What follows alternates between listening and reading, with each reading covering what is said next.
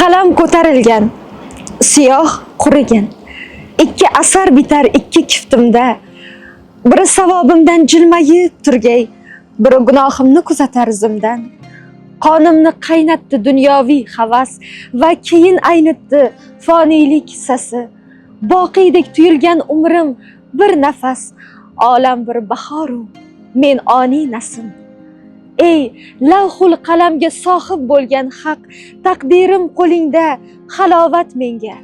Dunyoga kelmoqlik bo'ynimdagi tavq va undan ketmoqlik saodat menga.